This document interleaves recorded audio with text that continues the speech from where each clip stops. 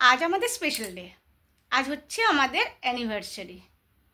সকাল থেকে অনেকেই উইশ করছে শুভ বিবাহবার্ষিকী, হ্যাপি অ্যানিভার্সারি। অ্যানিভার্সারি তো ঠিক আছে, কিন্তু হ্যাপি কোন দিক দিয়ে? এত বছর বিয়ের পরে কোন দিক দিয়ে যে সবাই হ্যাপি দেখছে বুঝতে পারছি না। Happy anniversary. আজকে একটা এত ভালো দিন আমাদের, কোনো দিক দিয়ে মনে হচ্ছে যে আজকে আমাদের স্পেশাল ডে। অথচ এই দিনেই আমাকে আনতে এসেছিল বেশ সুন্দর সেজে গুজে সুন্দরভাবে সবাইকে নিয়ে। আর সবাই এসেছিলো হেঁটে হেঁটে, ও নিজে এসেছিলো গাড়িতে করে। হেঁটে এসেছিলো কারণ কাছে, একদম পাশাপাশি হাঁটা রাস্তা, ওই জন্য হেঁটে এসেছিলো। নিজে কিন্তু গাড়িতে করে এসেছিলো। আর আমাকে তো এই দিনে আমি সেজে বসেছিলাম। এই জন্য বলছি কারণ আমাকে কেউ সাজিয়েছিল না। আমাদের মানে নেমন্তন্ন খেতে এসেছিলো রাত্রিবেলা।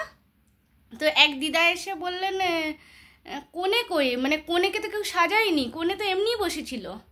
তারপরে বললো নিয়ে আমি সাজিয়ে দিচ্ছি।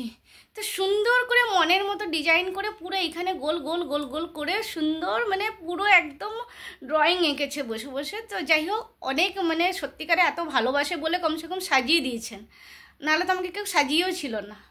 কি সুন্দর সেজে বসেছিলাম। অথচ আজকের দিনে দেখো, এই বিয়েটা যদি না হতো তাহলে এত হ্যাপি থাকতাম না, তাই না? অনেক হ্যাপি আছে এখন, খুব হ্যাপি, ভীষণ হ্যাপি, কি বলবো, প্রচুর হ্যাপিতে আছি।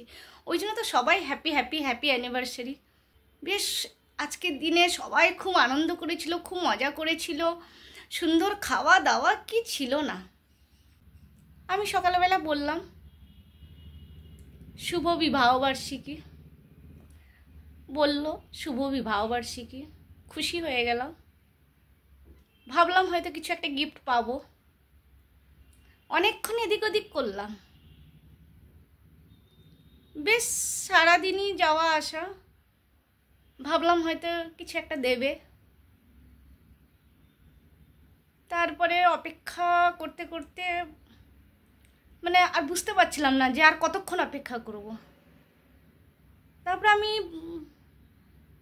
ঘুরতে ঘুরতে ঘুরতে ঘুরতে এই কথা ওই কথা, হাজব্যান্ডও দেখলাম বেশ খুশি, সুন্দরভাবে চলছে।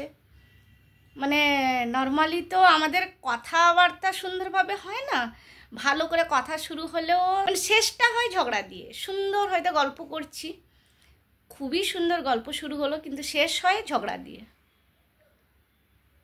তো গল্প করতে করতে হাজব্যান্ডও বলল যে পুরনো সব কথাবার্তা বাদ দিয়ে দাও, এতদিন যা ঝগড়া হয়েছে, তুমি কিছু বলেছো আমি কিছু বলেছি, কি কথাতে কি কথা হয়েছে সব ভুলে যাও, মনে রেখো না।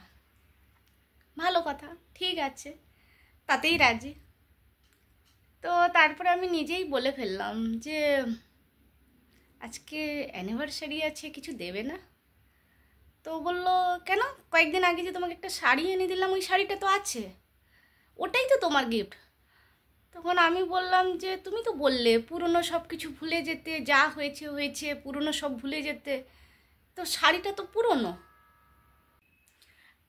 সব কথা ভুলে যেতে বললে, পুরনো যা হয়েছে সব কিছু ভুলে যাও। তাহলে শাড়িটা যদি পুরনোর আওতায় না পড়ে, নতুন শাড়ি পুরনোর আওতায় না পড়ে, তাহলে কিন্তু আমিও রান্না বান্না যা কিছু করব এবার থেকে সেইভাবেই করব। যেমন যেটা কালকে আছে রান্না করা, সেটা কিন্তু আজকে নতুন করে গরম করে দেবো। আর সেদিন যে বলছিলে রান্নাটা খুব সুন্দর হয়েছে কিন্তু একটু নুন বেশি হয়ে গেছে, তো ওইরকম করে আজকে নাহলে নতুন করে বানিয়ে দেবো অ্যানিভার্সারি স্পেশাল।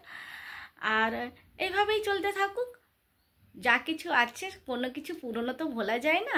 তো আবার নতুন করে শুরু হোক আমাদের পথ চলা, নতুন করে শুরু হোক ঝগড়ার আরও নতুন মাত্রা, নতুন পর্ব, নতুন বছর। তো সেই ঝগড়া দিয়ে আরও শুরু হোক। আর পুরনো সত্যিকারে কোনো কিছুকে তো ভোলা যায় না, পুরনোকে নিয়ে সঙ্গে নিয়েই চলা। তো আজ থেকে শুরু হোক। তোমরা সবাই সাথে থেকো আর অনেক অনেক ভালোবাসা দিও। ভালো থেকো সবাই, সুস্থ থেকো, সাবধান থাকো, টাটা।